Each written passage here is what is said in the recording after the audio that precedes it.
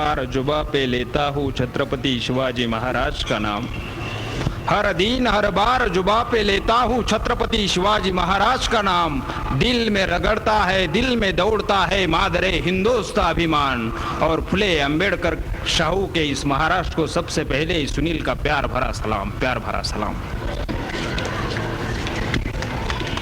या वसंत व्याख्यान मालेच्या निमित्तानं महाराष्ट्राच्या या पुण्यभूमीत येण्याचं सद्भाग्य आम्हाला लाभलं। या नाशकामध्ये पाय ठेवल्या ठेवल्या सुरुवातीला जाणवतं ते साहित्य शारदेचे पुजारी तात्यासाहेब शिरवाडकर यांना वंदन केल्याशिवाय नाशकामध्ये प्रवेश करणं शक्य नाही नव्हे ती मनाला खंत लागून राहते। आज तात्यासाहेब तुमच्या माझ्यात नाहीत ही आमच्यातली फार मोठी खंत आहे। म्हणून तात्यासाहेबांना सुरुवातीलाच मी या ठिकाणी वंदन करतो आणि माझ्या विषयाकडे वळतो। आज वसंत व्याख्यानमालेचा माझा विषय आहे छत्रपती शिवराय एक धर्मस्तंभ।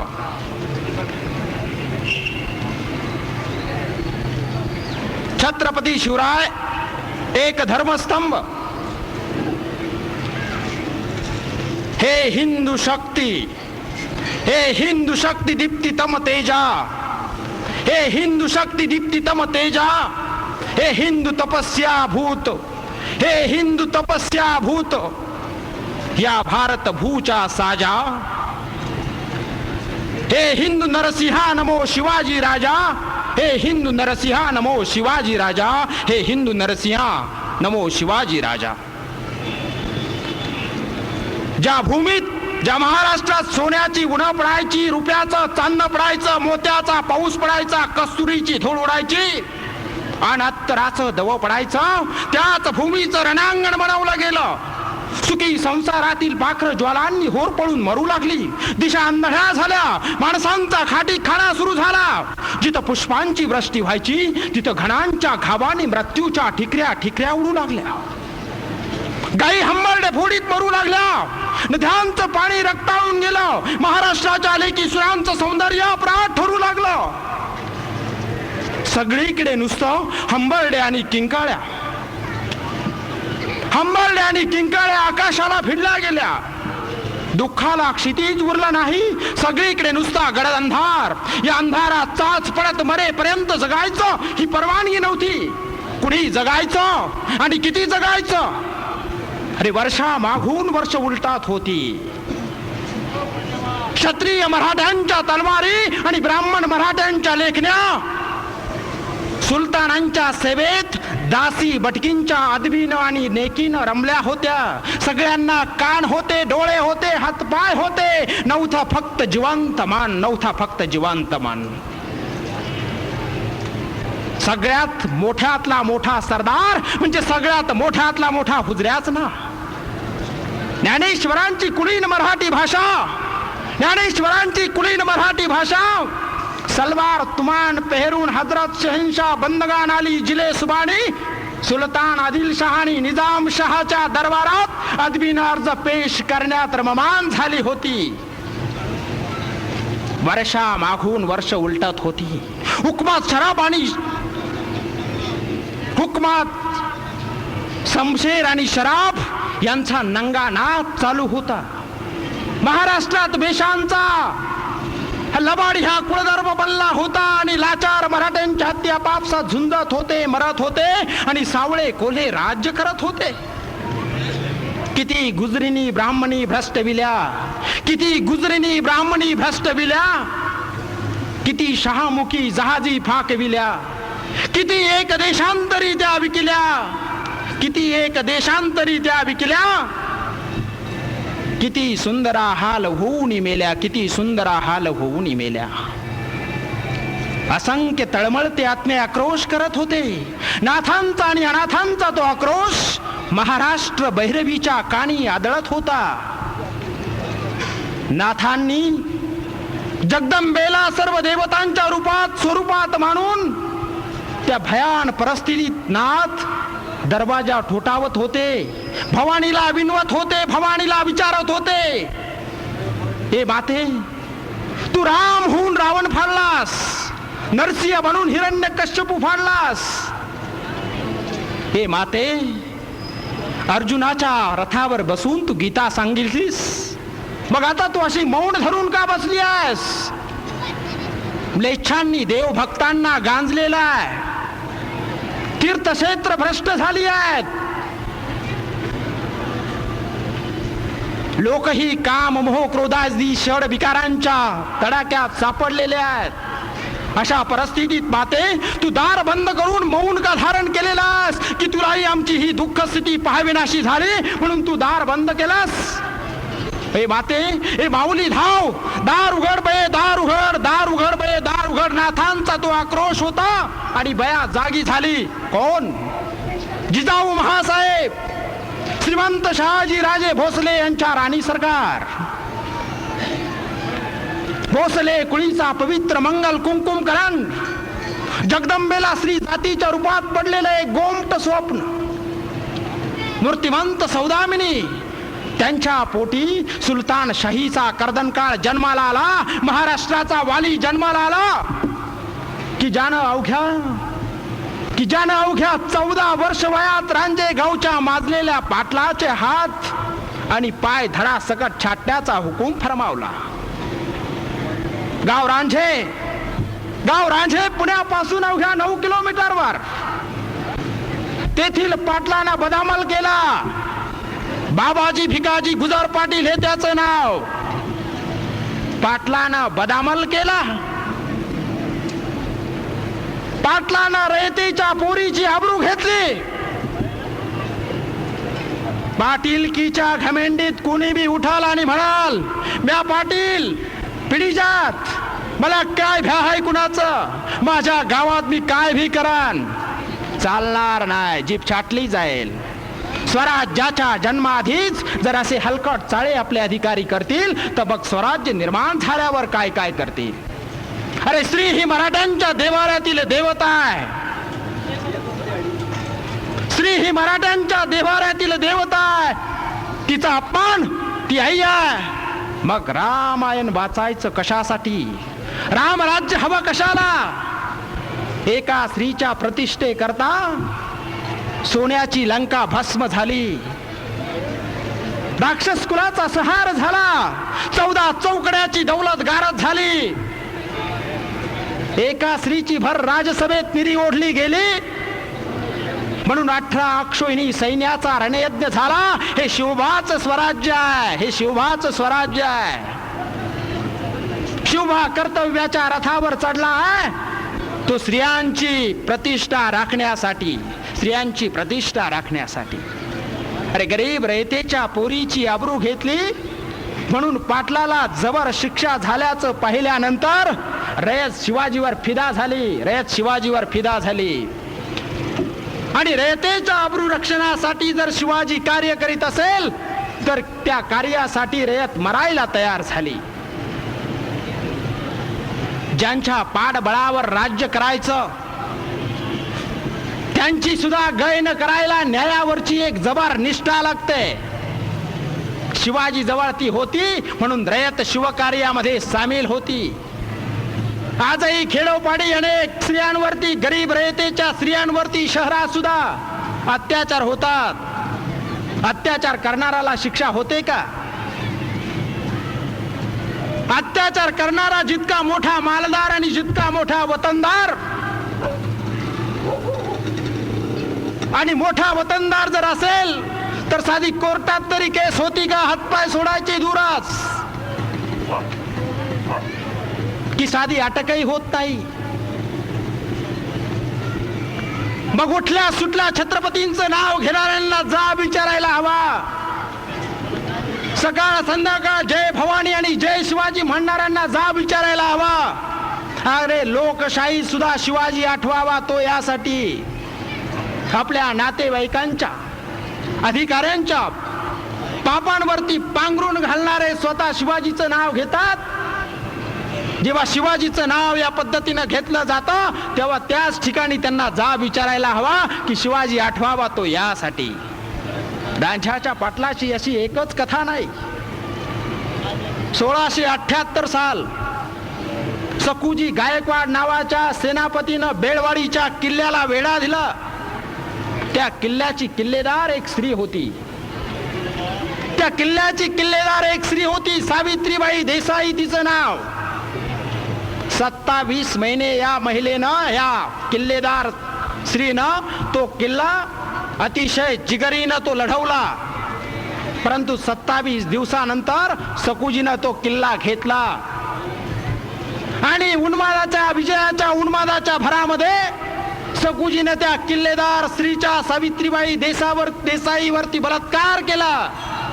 ही बातमी जेव्हा शिवाजीला कळली तेव्हा शिवाजीने सकूजी गायकवाडचे डोळे काढायला सांगितले आणि जन्मभर त्याला तुरुंगात डांबला. शत्रूच्या स्त्रीवरती आपल्या सेनापतीनं बलात्कार केला तरी सुद्धा त्याची छत्रपतींनी गय केली नाही. कारण शिवाजीची भूमिका होती स्त्रियांची इज्जत टिकली पाहिजे नव्हे सांभाळली पाहिजे. ही स्पष्टपणे शिवाजी महाराजांची भूमिका होती.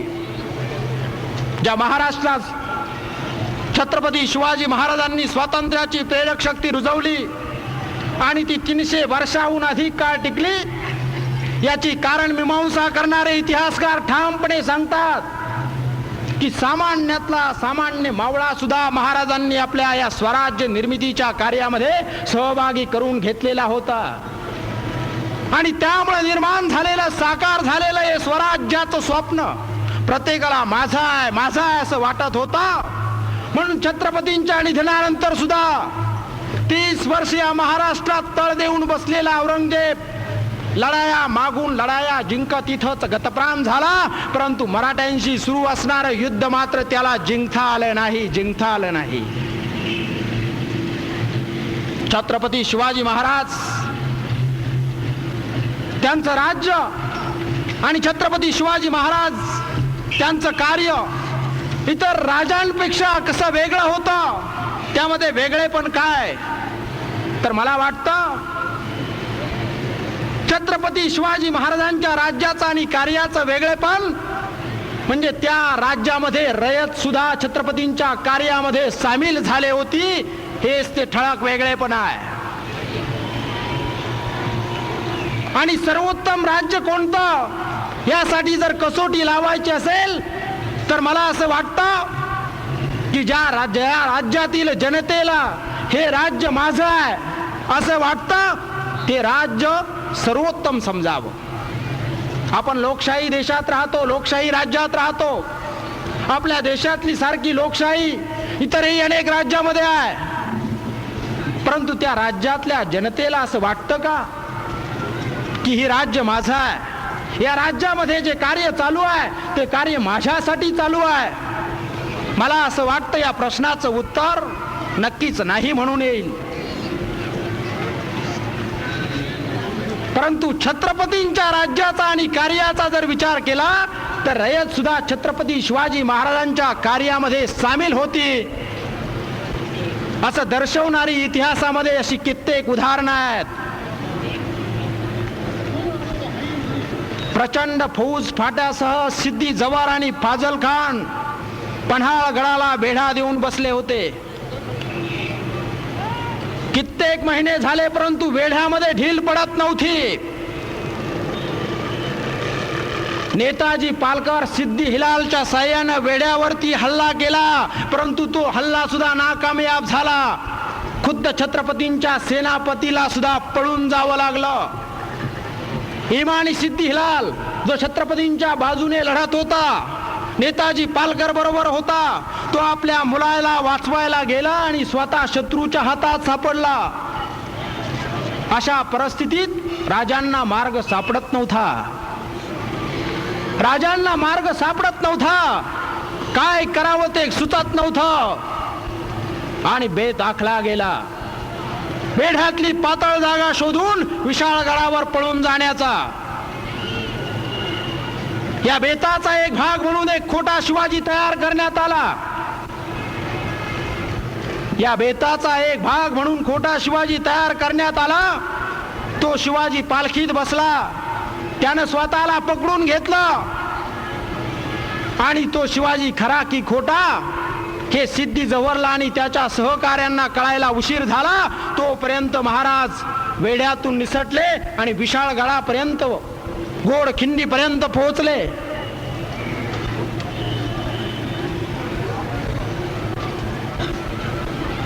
या बेतामध्ये खोटा शिवाजी म्हणून जो कोणी सामील झाला होता तो एक गरीब मनुष्य, गरीब रयत शिवा न्हावी होता. रमेशराव जाधव या वसंत व्याख्यानमालेचे आयोजक आहेत.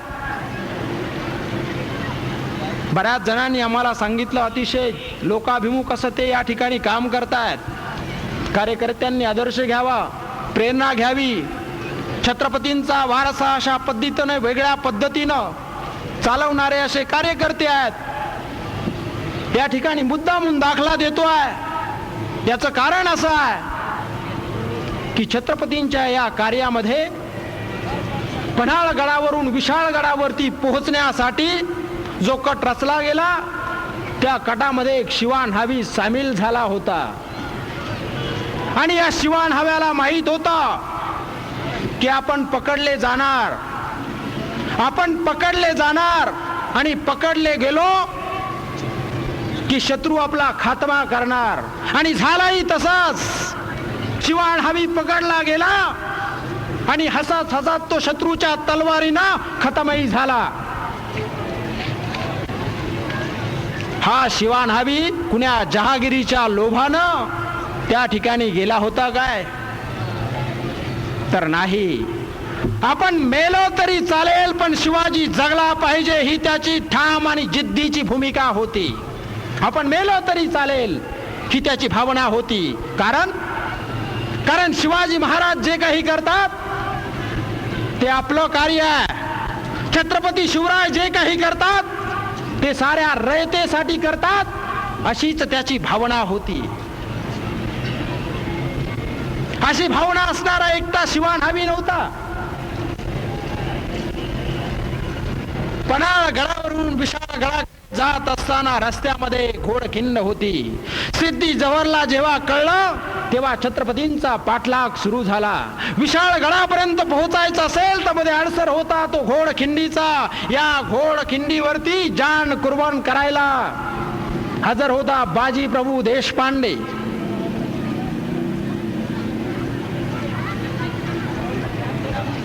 बाजी प्रभू देशपांडे जान कुर्बान करण्यासाठी, छत्रपतींना वाचवण्यासाठी त्या ठिकाणी हजर होता. ही घोडखिंडी अडवायची आणि छत्रपतींना उसंत मिळाली पाहिजे की ते किल्ल्यावरती पोहोचतील. आणि घडलंही तसाच. बाजी प्रभू देशपांडे आपल्या सवंगड्यांसह त्या घोडखिंडीमध्ये उभा राहिला. शत्रू आला आणि बाजी प्रभूला आणि त्याच्या सवंगड्यांना शत्रूनं कापून काढलं. परंतु जाणीव असताना सुद्धा जाणून बुजून घोडखिंडीमध्ये बाजी प्रभू देशपांडे उभा का राहिला. जे मावळे कापले गेले ते अनेक बेनाम मावळ्यांची नावं सुद्धा इतिहासाला ठाऊक नाहीत. तर बाजी प्रभूला खात्री होती की जे कार्य चालू आहे हे कार्य आमच्यासाठी आहे, या रयतेसाठी आहे, स्वराज्यासाठी आहे. हे कार्य टिकायला पाहिजे, हे कार्य व्हायला पाहिजे. आम्ही मेलो तरी चालेल हीच ती भावना होती. परंतु शिवाजी जगायला हवा, शिवाजी राहायला हवा. जे काधूर कार्य आहे ते पूर्ण व्हायला हवं. छत्रपती शिवाजी महाराज आग्र्याच्या दरबारामध्ये जेव्हा औरंगजेबाचा सरदार मिर्झा राजे जयसिंग याच्याशी तह हरले, नामुष्कीचा तह झाला आणि आग्र्याच्या दरबारात त्यांना जावं लागलं, तेव्हा आग्र्याच्या बंदिवासातून सुटका कशी करायची हा त्यांच्या पुढे प्रश्न होता. आग्र्याहून निसटायचं कसं हा त्यांच्यापुढे जेव्हा प्रश्न होता, तेव्हा पुन्हा एकदा कट रचण्यात आला. मदारी मेहतर आणि हिरोजी फर्जद, एक जण छत्रपतींच्या जागेवर झोपला, दुसरा जण त्याचे पाय चेपीत बसला आणि छत्रपती शिवराय पसार झाले. छत्रपती शिवराय पसार झाले खरे, परंतु पाठीमागे राहिले होते हिरोजी फर्जद आणि मदारी मेहतर. या दोघांनाही कल्पना नव्हती की या ठिकाणी आपण मारले जाऊ म्हणून. पण तरी सुद्धा हे दोघेही पाठीमागे थांबले का, तर छत्रपतींना दूर जायला उसंत मिळावी, तोपर्यंत छत्रपती दूर पोहोचले पाहिजेत. आम्ही मेलो तरी चालेल, पण शिवाजी जगायला हवा, हीच ती भावना होती, हीच ती भावना होती. म्हणून मानवतेचा मोठा महान मंत्र ज्यांनी आपल्या शिपायांमध्ये रुजवला, तो छत्रपती मानवतेच्या महान मराठमोळ्या धर्माचा धर्मस्तंभ शोभत नाही काय. तर मला वाटतं खऱ्या अर्थाने मानवता या महान धर्माचा छत्रपती शिवराय हे धर्मस्तंभच होते.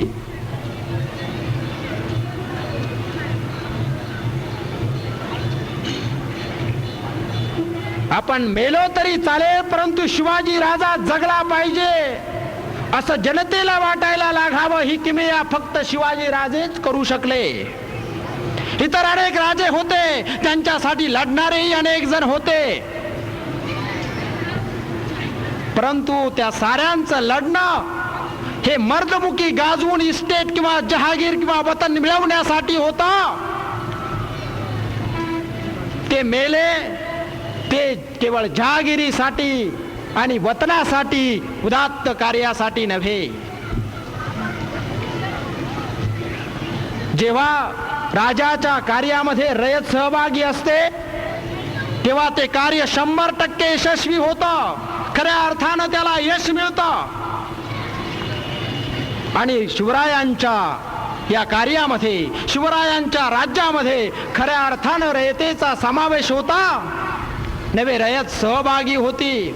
एका कवीने अतिशय सुंदर दाखला देऊन, सुंदर कविता करून रयत शिवकार्यात कशी सहभागी होती ते दाखवून दिलेलं आहे.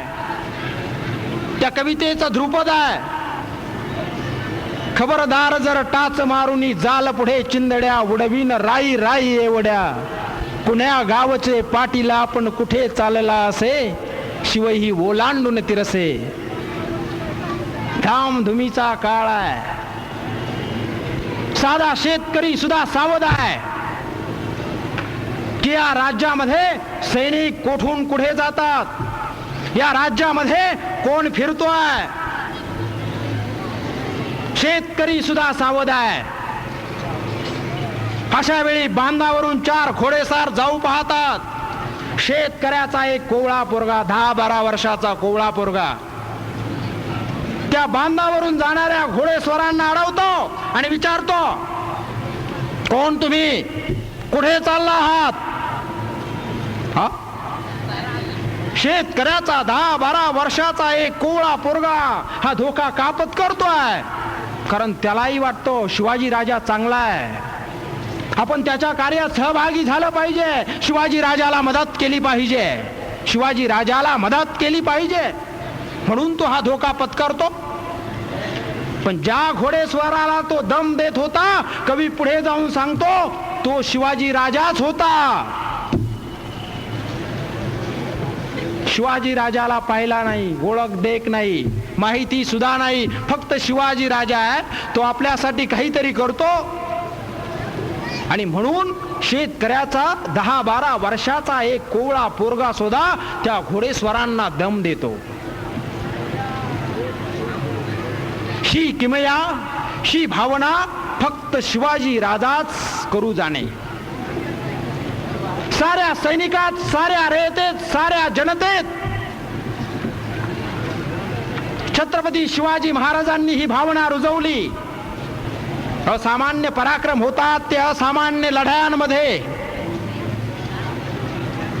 परंतु लोभा प्रलोभना विना जे पराक्रम होतात त्या पराक्रमाची जातच वेगळी असते.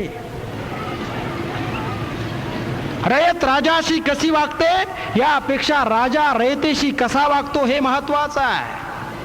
राजा रयतेची एक पट काळजी करू लागला तर रयत राजाची 10 पट काळजी करते.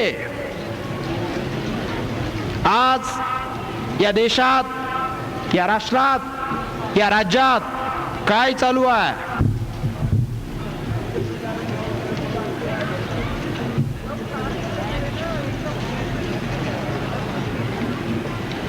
एक चिठ्ठी आलेली आहे.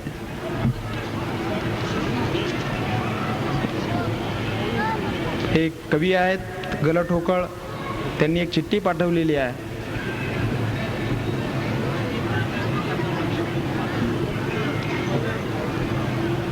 पण विचारायला हरकत नाही. त्या प्रश्नाचं अनुरूप उत्तर देण्याचा मी निश्चितच प्रयत्न करीन.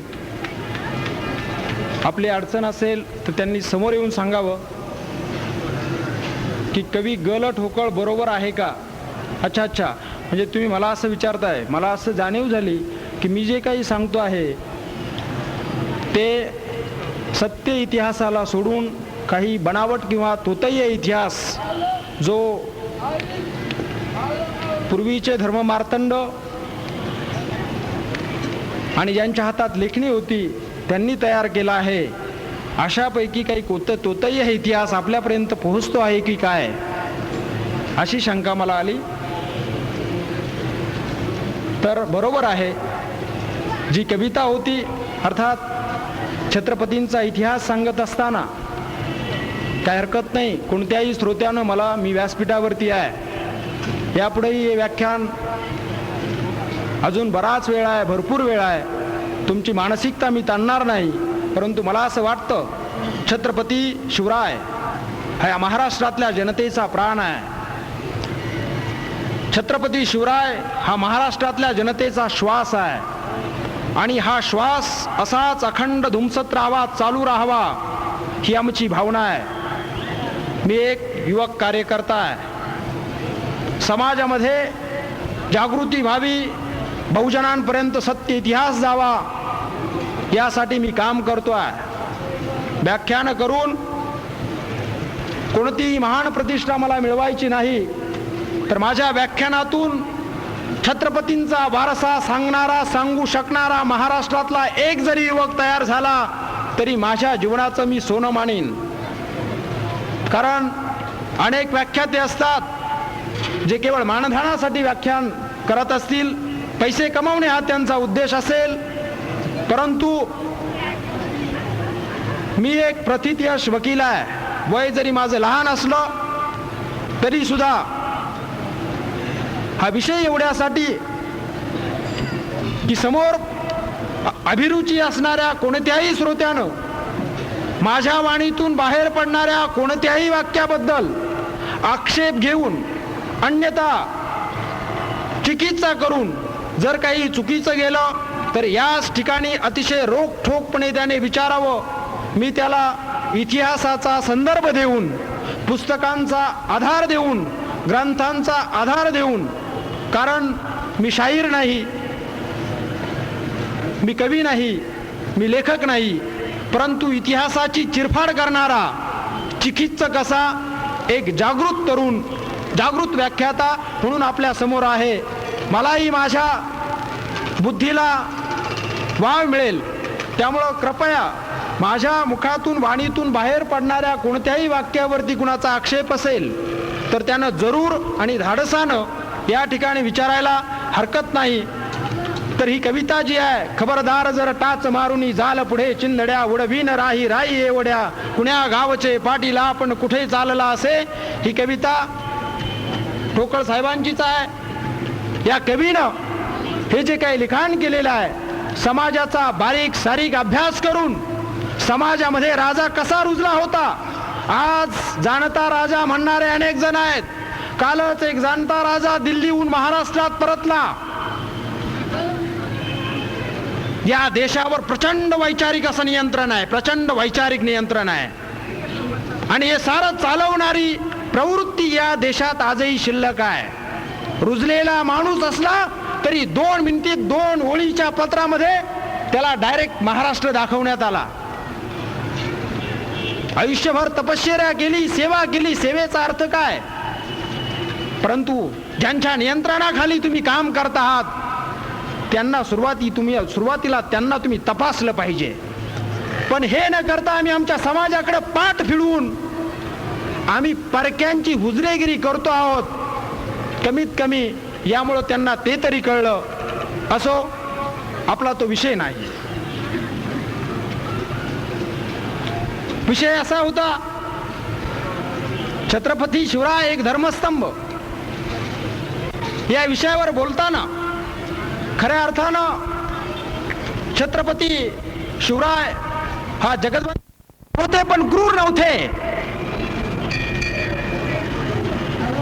छत्रपती साहसी होते, परंतु आतताई नव्हते. हिंदवी स्वराज्य वाढावं, अखिल भारतावर भारतीयांचं राज्य यावं असं स्वप्न पाहणारा स्वप्नाळूही होता. परंतु ते स्वप्न सत्यात उतरावं त्यासाठी झगडणारा तो महान करता करविताही होता. हे त्याचं खरं स्वरूप आहे. परधर्म सहिष्णुता ही शिवाजी जवळ होती. या बाबतीत अशोका, विक्रमादित्य, हर्ष, अकबर त्यांच्याशी त्याची तुलनाही करता येईल. परंतु अण्णांना दशा असताना केवळ दुष्काळामध्ये सुद्धा कोरडे आणि बेटबिगार यांच्या जीवावरती 20 कोटी रुपये खर्च करून ताजमहाल बांधणारी रसिकता शिवाजी जवळ नव्हती. किंवा क्रमाक्रमाने भारत देश इंग्रजांच्या ताब्यामध्ये जात आहे.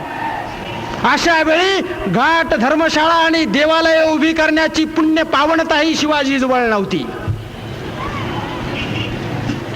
शिवाजी एक युद्ध कुशल सेनानी होता. तो मुलकी कारभाराचा तज्ञ होता. वाईट दशा असताना शेतकऱ्यांना बैल जोडीपासून नांगरापर्यंत कर्ज देण्याची सोय शिवाजीच्या राज्यात होती. इतिहास सांगतो.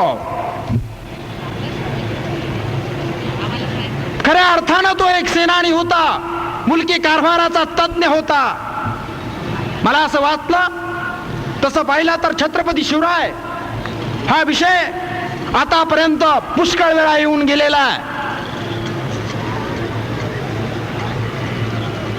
अनेक व्याख्यानं आजपर्यंत छत्रपती शिवरायांवरती झालीत, अनेक पुस्तकं लिहिली गेलीत, अनेक चरित्र झाली, चित्रपटही निघाले, नाटकही निघाली. परंतु आज जी छत्रपतींची प्रतिमा आहे या समाजामध्ये, ती प्रतिमा इतिहासाशी इमान ठेवून आहे असं मला वाटत नाही.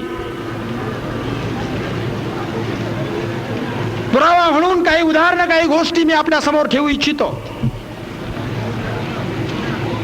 आपण जाणते आहात आणि वसंत व्याख्यानमालेचा प्रेक्षक वर्ग, श्रोता वर्ग, मला असं वाटतं की चिकित्सा करणारा असावा. मी सांगेल त्यावर त्यानं जरूर चिंतन करावं. पत्राद्वारे मला प्रश्न विचारायत. मी सांगितलं की आज छत्रपती शिवाजी महाराजांची जी प्रतिमा समाजात रुजलेली आहे, ती प्रतिमा इतिहासाशी इमान धरून आहे असं मला वाटत नाही. इतिहासात नमूद आहे, नव्हे आजपर्यंत पाठ्यपुस्तकातून सुद्धा आम्हाला ते शिकवलं गेलं आहे. छत्रपती शिवराय हे मुस्लिम धार्जिणे नव्हते, परंतु छत्रपती शिवरायांचा जन्म हा इस्लाम संपवण्यासाठी होता.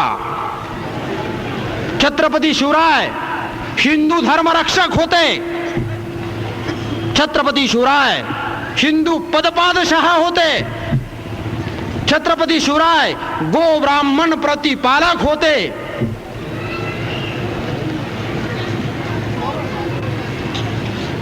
तर छत्रपती शिवराय खरोखर असे होते का? मग जर नसतील तर अशा पद्धतीचा इतिहास आमच्या माथ्यामध्ये, आमच्या मेंदूमध्ये कोंबण्याचा प्रयत्न कुणी, कसा आणि का केला हा चिकित्सेचा भाग आहे. नवे इतिहास सांगतो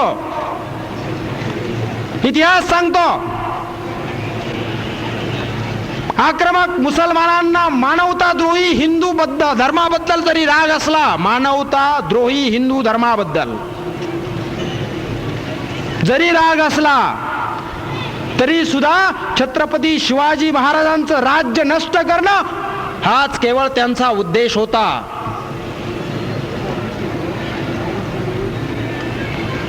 छत्रपती शिवाजी महाराजांच्या विरोधात अनेक हिंदू सरदार, अनेक मराठे, अनेक ब्राह्मण हे सुलतानांना जाऊन मिळाले होते. छत्रपती शिवरायांच्या विरोधात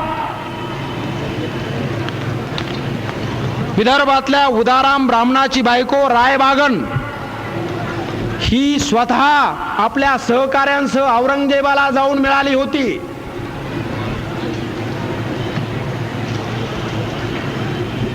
छत्रपतींच्या स्वतःच्या आरमार प्रमुख की ज्यांनी आरमाराची स्वतंत्र नीती त्यावेळी या देशात, या राष्ट्रात आणली, त्या आरमाराचा प्रमुख एक मुसलमान होता. सिद्धी मिस्त्री त्याचं नाव. छत्रपती शिवरायांच्या तोफखान्याचा एक प्रमुख एक मुसलमान होता. इब्राहिम त्याचं नाव. छत्रपतींचा वकील काजी हैदर मुसलमान होता. मग असं जर होतं, अनेक हिंदू छत्रपतींच्या विरोधात सुलतानांना मिळाले होते आणि छत्रपतींकडे सुद्धा अनेक महत्वाच्या जागांवरती मुस्लिम होते. असं जर होतं तर आज या महाराष्ट्रामध्ये, या देशामध्ये छत्रपती शिवराय यांचा जन्म इस्लाम संपवण्यासाठी, मुसलमानांना संपवण्यासाठी होता असं आम्हाला का शिकवलं जात आहे?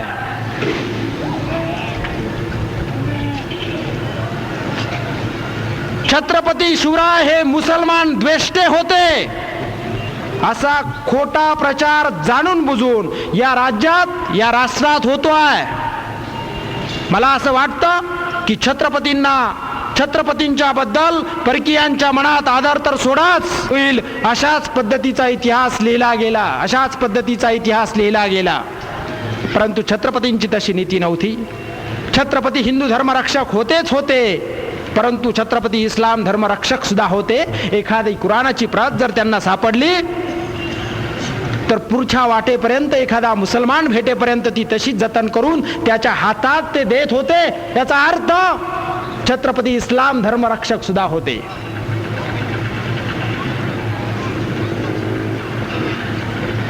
दिल्लीची सुलतानशाही पालखी घालावी ही त्यांची धारणा होती, हे सत्य आहे. दुष्प्रवृत्ती यांच्या विरोधात छत्रपतींचा लढा होता म्हणून हे सत्य आहे. छत्रपती गो ब्राह्मण प्रतिपालक होते. गो ब्राह्मण प्रतिपालक, गायींसाठी आणि ब्राह्मणांसाठी छत्रपतींचं फक्त आरक्षण. छत्रपती फक्त गायींचे आणि ब्राह्मणांचे होते.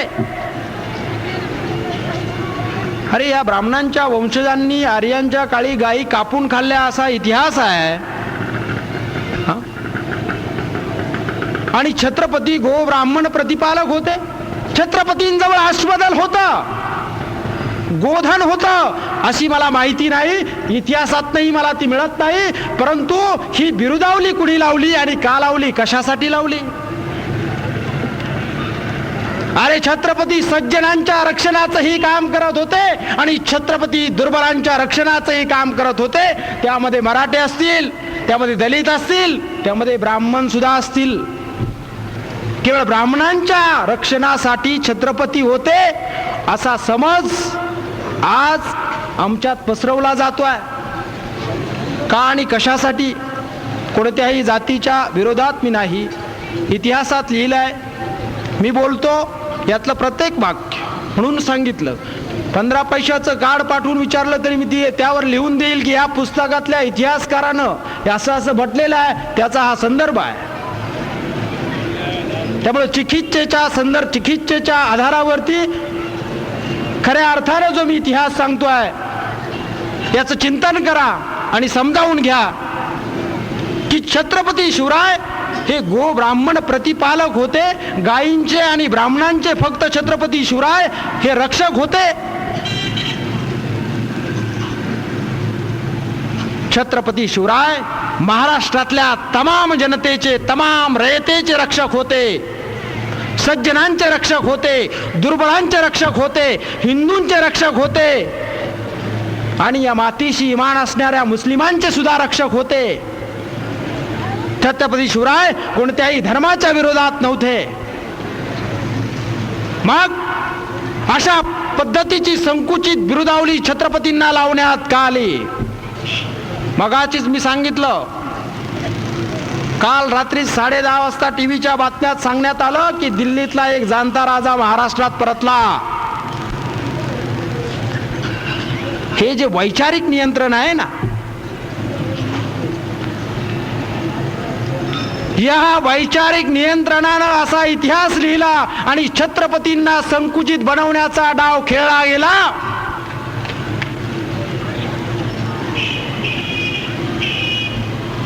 आणि म्हणून महाराष्ट्रातल्या तरुणाईला मला आवाहन करायचं आहे की इतिहास तपासा, चिकित्सा करा आणि छत्रपतींना अशा संकुचित स्वरूपात बिरुदावल्या लावणाऱ्यांचा उद्देश कधी सफल होणार नाही अशी शपथ घ्या.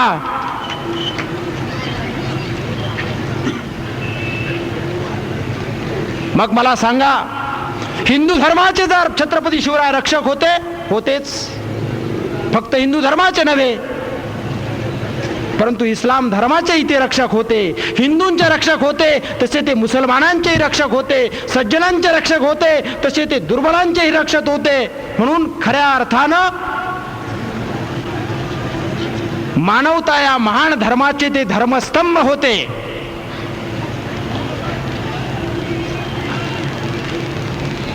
मानवता या महान धर्माचे ते धर्मस्तंभ होते.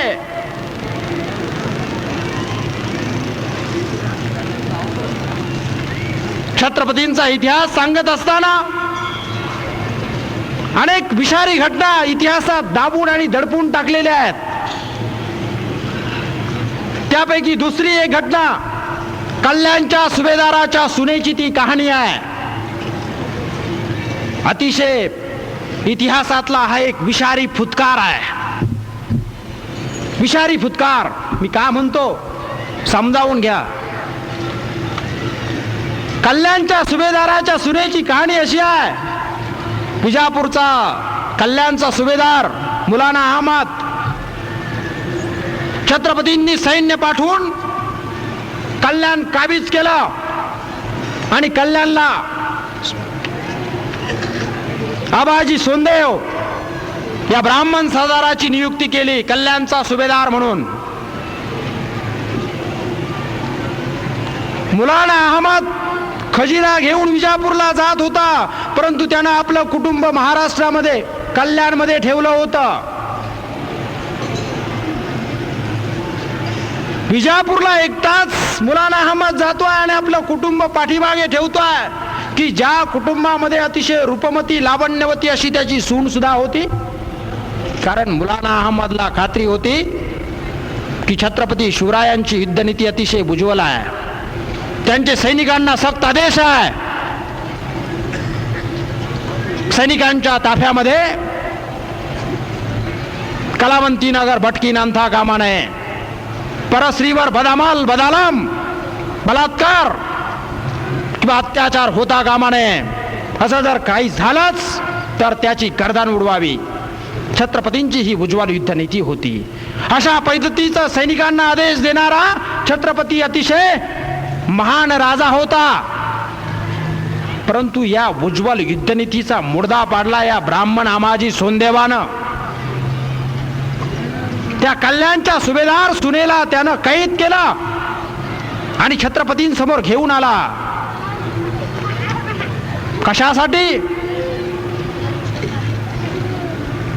की या सुभेदार सुनेला शिवाजी समोर नेल्यानंतर जर शिवाजी रागवलाच तर माझ्या पूर्वजांनी ब्रह्महत्या हे महापाप असं शास्त्र लिहून ठेवलं आहे, त्यामुळे शिवाजी माझ्यावरती तलवार चालवणार नाही. खात्री होती आबाजीला.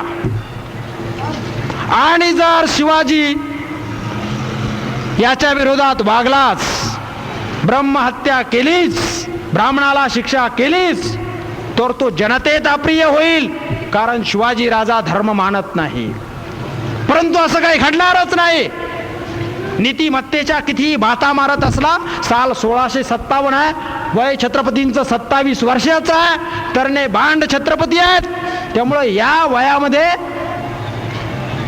छत्रपती नीतिमत्तेच्या कितीही बाता मारत असला तरी सुद्धा ही माझी सुंदर भेट, ही सुंदर अप्सरा पाहिल्यानंतर छत्रपती शिवाजी नक्कीच भाळेल.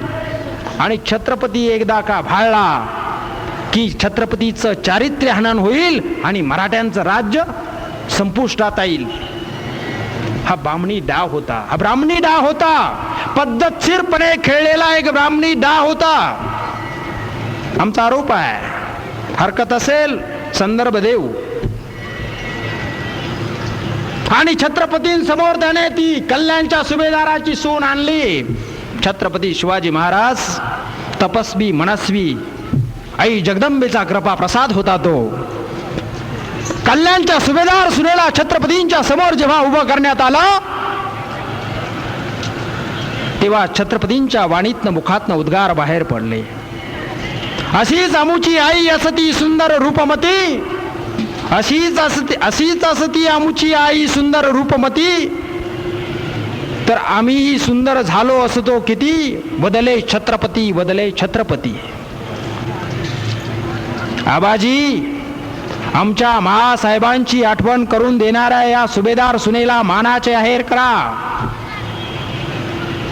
महासाहेबांना पाठवताना ज्या इतमामानं त्यांना वागवता त्याच इतमामानं या सुभेदार सुनेला तिच्या नवऱ्याबरोबर पाठवताना वागवा. छत्रपतींनी त्या सुभेदार सुनेची माफी मागितली आणि अदबीनं तिला रवाना केलं. परधर्मीय मुस्लिम स्त्रीची इज्जत करणारा छत्रपती शिवराय, परधर्माच्या मुस्लिम स्त्रीला परत पाठवणारा छत्रपती शिवराय, जगाच्या इतिहासात असा दुसरा एखादा राजा सापडेल सुद्धा क्वचित, परंतु आईपेक्षाही सुंदर होती, एखाद्या परस्त्रीला आईपेक्षाही सुंदर होती असं म्हणणारा राजा जगाच्या पाठीवर विरळाच. आणि म्हणून खऱ्या अर्थानं परक्या धर्माचा, परस्त्रीचा, स्त्रीच्या चारित्र्याचा यासाठी लागतो चारित्र्यासंबंधीचा, सौंदर्यासंबंधीचा अतिशय निरोगी असा दृष्टिकोन, आणि तो छत्रपती जवळ होता. म्हणून छत्रपती हे खऱ्या अर्थानं मानवतेच्या महान धर्माचे धर्मस्तंभ होते. छत्रपती मानवतेच्या महान धर्माचे धर्मस्तंभ होते. तुकाराम महाराजांच्या वरती असाच प्रसंग गुजरलेला आहे. तुकाराम महाराजांच्या वरती असाच प्रसंग गुजरलेला आहे. तुकारामांचं उदाहरण व्याख्यानात एवढ्यासाठी देतोय की तुकाराम महाराज हे छत्रपतींच्या गुरुस्थानी आहेत, इतिहासात दाखले आहेत. गुरु होतेच असं मी म्हणणार नाही, परंतु त्यांचं कार्य, त्यांची नीतिमत्ता ही छत्रपतींच्या कार्याशी बरीचशी जुळती मिळती आहे. नवे छत्रपती त्यांच्या कीर्तनालाही जात होते असं इतिहास सांगतो. असं बकरी सांगतात. संत तुकाराम, त्यांची वाढती लोकप्रियता देहू गावच्या मंबाजी नावाच्या एका ब्राह्मणाला सहन झाले नाही.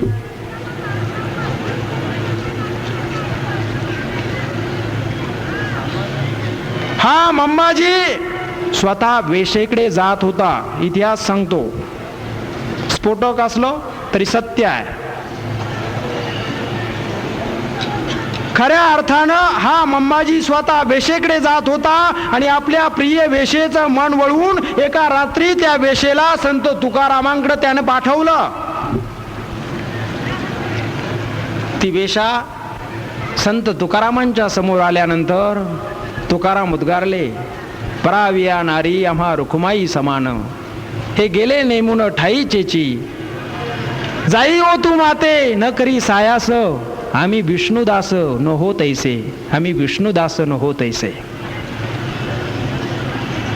कल्याणच्या सुभेदाराची सून समोर आल्यानंतर छत्रपतींचे जे उद्गार आहेत आणि तुकाराम महाराजांसमोर मंबाजीने पाठवलेली वेशा जेव्हा येते हे पाहिल्यानंतर बऱ्याच अंशी वाटतं की गुरु शिष्याचा नात्याचा धागा या ठिकाणी आहे.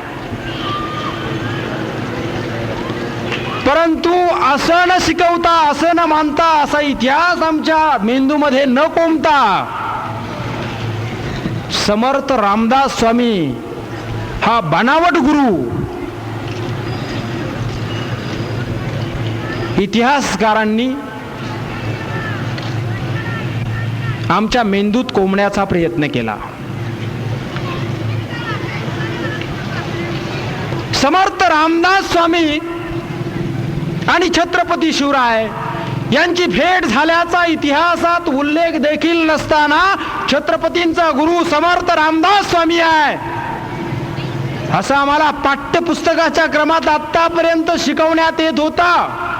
कशासाठी? हे सारं कोण करताय आणि कशासाठी करताय?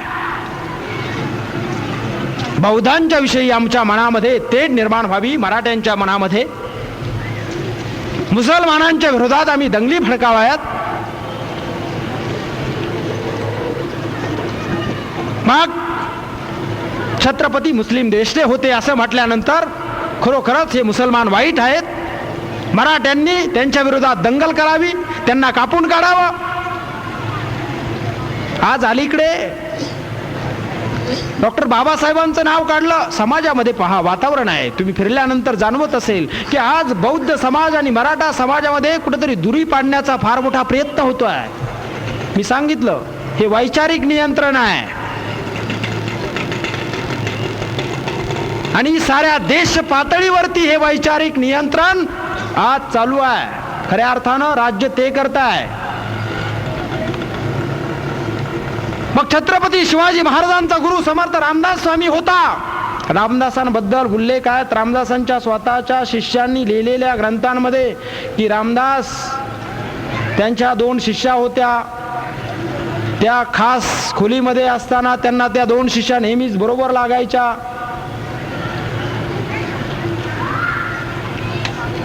एका शिष्यिनीचं लुगडं स्वतःच्या तिच्या अंगचं फेडून घेऊन स्वतःच्या डोक्याला त्यांनी गुंडाळलं. इतिहास सांगतो, संदर्भ आहेत, पुरावे आहेत. आणि मग असे रामदास स्वामी एक प्रतिभासंपन्न कवी म्हणून रामदासांना आमच्या मनात जरूर आदर आहे. परंतु असे रामदास स्वामी इतिहासातून चिकित्सा केलेल्या इतिहासातून जेव्हा आमच्या समोर येतात आणि विशेष म्हणजे ते छत्रपतींचे गुरु म्हणून जेव्हा सांगितले जातात, हा छत्रपतींचा फार मोठा अपमान नाही काय? असा समर्थ कुठे छत्रपतींचा गुरु असू शकेल काय? मग हे कशासाठी? की बहुजन समाजामध्ये मोठ्या ताकदीचे बुद्धिमान पुरुष जरी जन्माला आले तरी त्यांच्या पाठीमागे सुद्धा कुणीतरी ब्राह्मण आहे हे दाखवण्यासाठी इतिहासामध्ये रामदासाला छत्रपतींचा गुरु केलेला आहे. आम्ही जागे केव्हा होणार? आम्ही इतिहास शिकणार केव्हा? आम्ही जो इतिहास शिकतो हा तोतही इतिहास शिकतोय. हा इतिहास आहे की बहुजन समाजातल्या महान पुरुषांचं बुद्धिवाद्यांचं तेज दडपून टाकायचं आणि जर दडपलं गेलं नाही त्यातूनही एखादा शिल्लक राहिलाच तो महान आणि मोठा झालाच तर समकालीन एखादा बुवा एखादा भटजी त्याच्या डोक्यावर बसवायचा त्याचा गुरु म्हणून. अरे समर्थ रामदास छत्रपतींचे गुरु होते.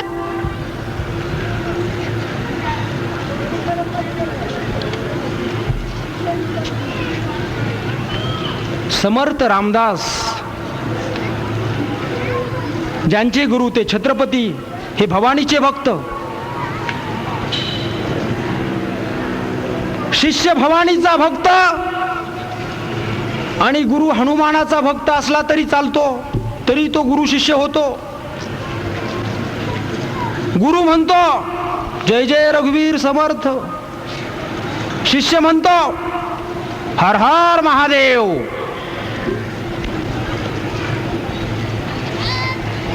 शिष्य 8 बायका करतो, गुरु लग्नातून पळतो, तरीही गुरु होतो.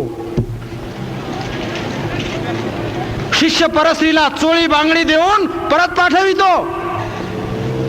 गुरु परस्त्रीच्या अंगचं लुगडं स्वतःच्या डोक्याला गुंडाळतो.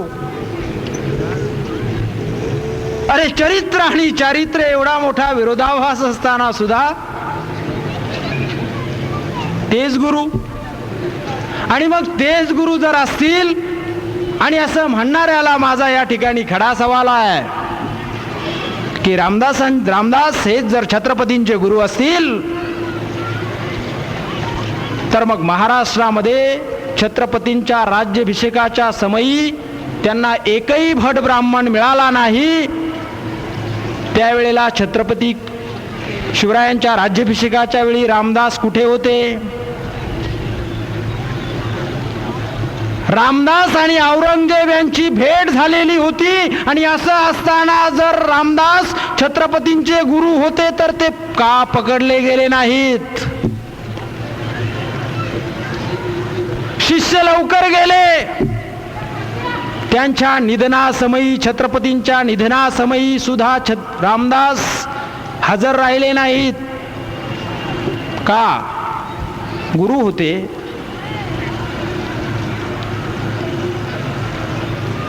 यातून जे शिकायचं ते मला असं वाटतं तमाम जनतेनं शिकावं. ब्राह्मण समाजाबद्दल आमच्या मनात बिलकुल दुजाभाव नाही. उपस्थित असलेल्या प्रगाढ ब्राह्मण पंडितांना आमचं वंदन आहे. पण जेव्हा ते चिकित्सा करतील तेव्हा त्यांनाही हाच इतिहास खऱ्या अर्थानं सत्य आहे असं भावेल. आणि आम्ही आमच्या पदरचं सांगतो आहोत असं जर कुणाचं म्हणणं असेल तर आम्ही पूर्वी स्पष्ट केलं, पसंत व्याख्यानमालेची शान ही राहिली पाहिजे. व्याख्यानमालेचा जो उद्देश आहे त्या उद्देशानं स्वातंत्र्याच्या पूर्वी व्याख्यानमाला सुरू करण्यात आली.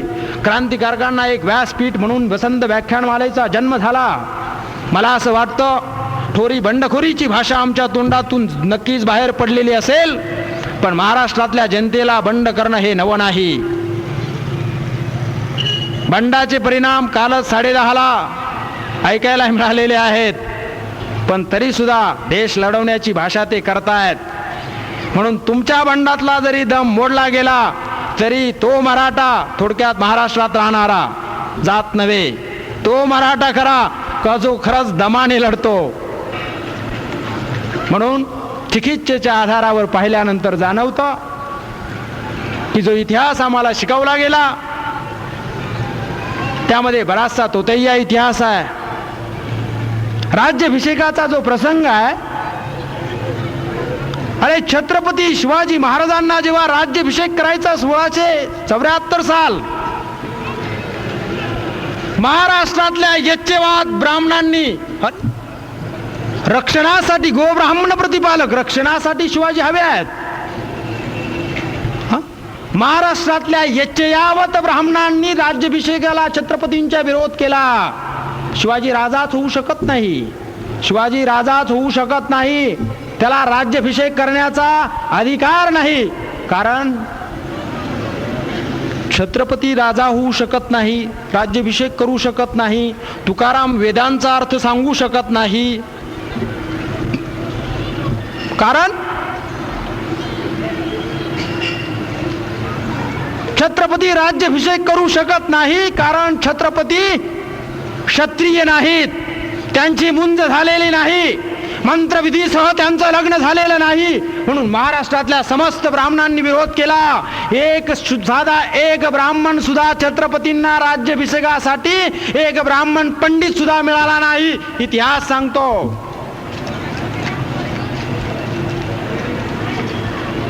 काही धर्ममार्तंडांनी त्याच्याही पुढे जाऊन कडी केली. नंद राजाचा अंत झाला तेव्हाच क्षत्रियत्वाचा अंत झाला.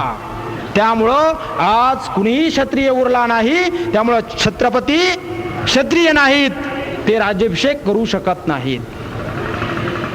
अकबराच्या दरबारी असलेला शेषभट्ट, अकबराच्या दरबारी असलेल्या शेषभट्टानं शूद्राचार शिरोमणी नावाचा एक ग्रंथ लिहिला. त्या ग्रंथात त्याने म्हटलंय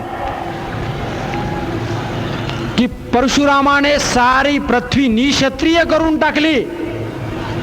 तेव्हापासून या राज्यात, या देशात राजतेजाचं कुणीही उरलेलं नाही. त्यामुळे छत्रपती राज्याभिषेक करू शकत नाही.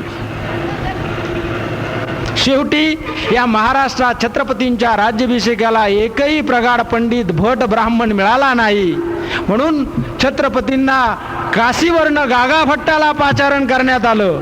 त्याला बोलवावं लागलं. गागा भट्ट, काशी ही महाराष्ट्राच्या बाहेर आहे, म्हणजे आउट ऑफ महाराष्ट्र. महाराष्ट्राच्या बाहेरून ब्राह्मण मागवण्यात आला. मूळचा गागा भट्ट नांदेडचा, तो भाग सोडा. कुणी लगेच शंका उपस्थित करील ते पुढचे नांदेडचेच होते, परंतु ते काशीला जाऊन राहत होते. तर नांदेड सोडून जमाना झाला होता काशीमध्ये.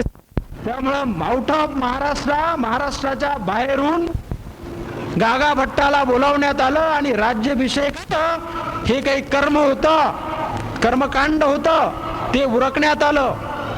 परंतु हे झाल्यावरती सुद्धा गागा भट्टाला राज्याभिषेक केला म्हणून त्याच्या वजना इतकी लाच देण्यात आली. आणि यात जर काही अतिशयोक्ती असेल तर इतिहास सांगतो, पोरसाहेब, इतिहास सांगतो की छत्रपतींनी राज्याभिषेक झाल्यानंतर ब्राह्मणांना एवढं सोनं दिलं की त्यांना ते गडावरून खाली आणता येईना.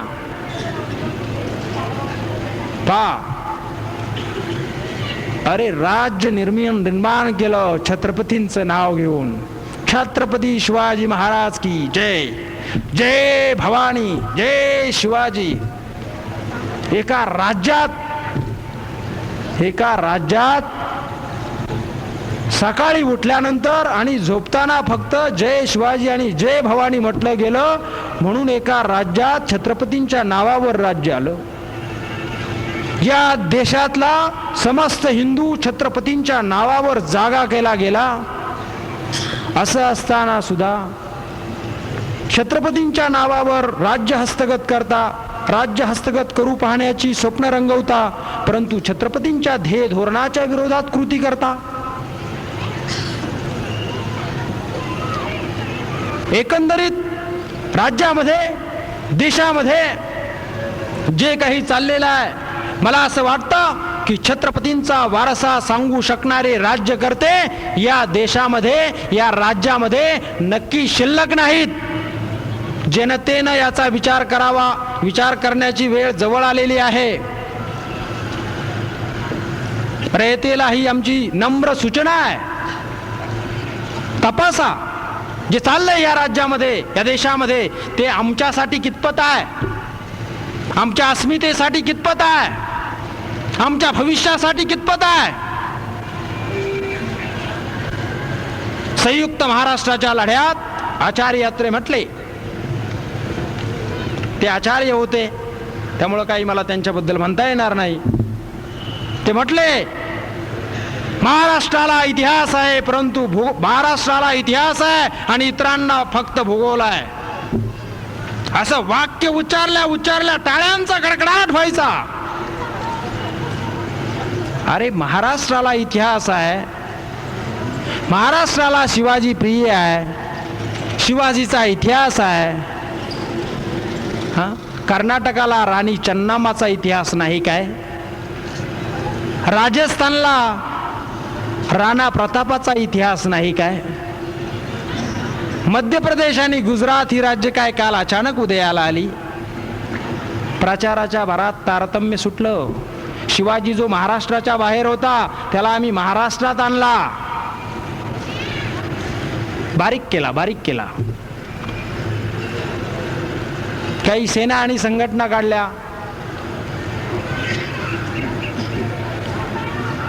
काय हटाओ लुंगी बजाओ पुंगी, काय काय छत्रपतींचं नाव घेण्यात आलं.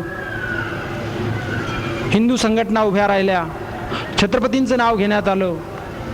त्यानंतर सुरुवातीला मराठी, नंतर हिंदू, आज पुन्हा मराठा महासंघ. 1-2 वर्ष मी अखिल भारतीय पातळीवरती युवक अध्यक्ष होतो, परंतु इतरांचा समज होतो छत्रपती मराठ्यांचा केला गेला. आता तो फक्त मराठ्यांचा राहिलाय असंही चित्र नाही. म्हणजे छत्रपतीला संकुचित बनवण्याचा कार्यक्रम आम्हीच करतो आहोत. समोर बसलेल्या, व्याख्यान ऐकत असलेल्या साऱ्या शिवरायांच्या तरुणाईला माझं नम्र निवेदन, नम्र सूचना आहे की छत्रपतींना संकुचित बनवणाऱ्यांचा हा कट आम्ही हाणून पाडला पाहिजे. म्हणजे नेमकं काय करायला पाहिजे हे मात्र तुम्हीच ठरवा, मी सांगणार नाही.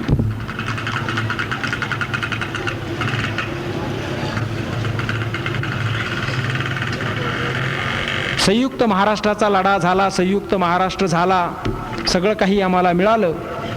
परंतु छत्रपतींना, जे छत्रपती बाहेर होते त्यांना आम्ही महाराष्ट्रामध्ये आणलं.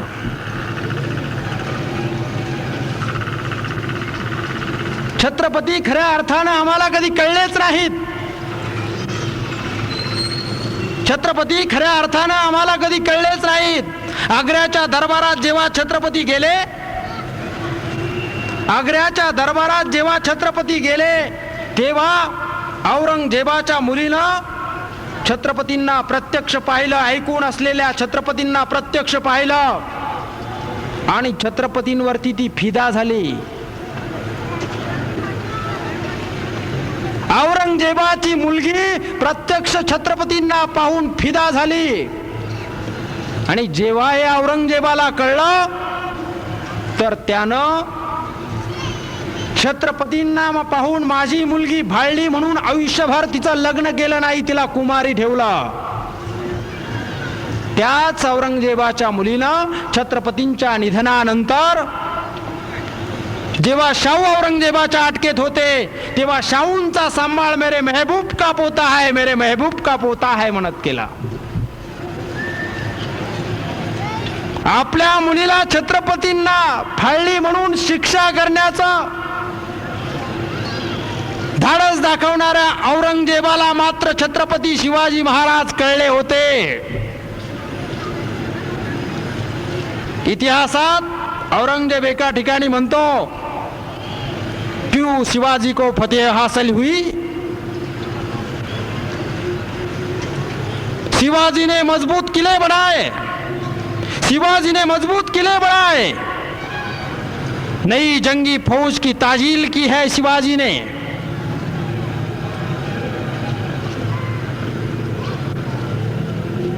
शिवाजी के मराठों सरदारों को हमने लाखों की जागीर का लालच दिया, लेकिन वो जांबाज मराठों ने हमारी जागीर पर थूक दिया.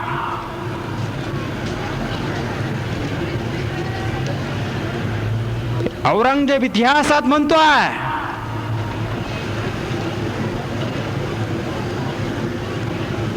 शिवाजी का चाल चलन दूध की तरह साफ और सूरज की तरह सफेद है. औरंगजेब म्हणतो आहे, दुश्मनों के भी मजहब, मस्जिद और औरत की इज्जत करते हैं वो, तभी तो उनकी इज्जत और शोहरत बुलंद मीनार की तरह आसमान को छू रही है. हमें दुश्मन भी मिला तो सेवा जैसा, हम खुश नसीब है. असं इतिहासामध्ये छत्रपतींबद्दल म्हणणारा औरंगजेब जेव्हा छत्रपतींच्या निधनाची बातमी त्यांना कळली तेव्हा औरंगजेबाचे दोन्ही हात आसमानाकडे गेले, गुडघे जमिनीला टेकले आणि त्यांनी छत्रपतींसाठी नमाज अदा केली. हे परवरदिगार, हे अल्लाह, आज माँ बहनों की इज्जत रखने वाला सेवा गुजर गया, तेरे दरवाजे खुले रखना, तेरे दरवाजे खुले रखना, तेरे दरवाजे खुले रखना. शत्रूच्या मनात सुद्धा छत्रपती शिवाजी महाराजांबद्दल आदरभाव होता. शत्रूच्या मनात सुद्धा छत्रपतींबद्दल एक वेगळी सहानुभूती, एक वेगळी भावना होती. ती छत्रपतींची खऱ्या अर्थानं ताकद होती. आणि मग असे छत्रपती की रेतेच्या भाजीच्या देठाला सुद्धा हात लावू नका, झाडे म्हणजे रेतीची लेकरं. ज्या छत्रपतींनी स्वतःच्या राज्याभिषेकाचा बोजा सुद्धा रयतेवर टाकला नाही, वतनदारांवरती कर बसून छत्रपतींनी स्वतःचा राज्याभिषेक केला. असे छत्रपती मानवतेच्या महान धर्माचे धर्मस्तंभ शोभत नाहीत काय? मला वाटतं खऱ्या अर्थानं मानवता या महान धर्माचे पुजारी, मानवता या महान धर्माचे धर्मस्तंभ खऱ्या अर्थाने शिवराय शोभतात. त्या शिवरायांचा वारसा, त्या शिवरायांची नीती या हिंदुस्थानच्या, या महाराष्ट्राच्या तरुणाईनं अंगीकारावी. आणि खऱ्या अर्थानं हे राज्य खऱ्या अर्थानं शिवरायांना शोभेल, शिवरायांना साजेल अशा पद्धतीचं बलशाली राष्ट्र बनवावं, हीच या शिवपारायणाच्या निमित्तानं माझी अपेक्षा. जय हिंद, जय महाराष्ट्र.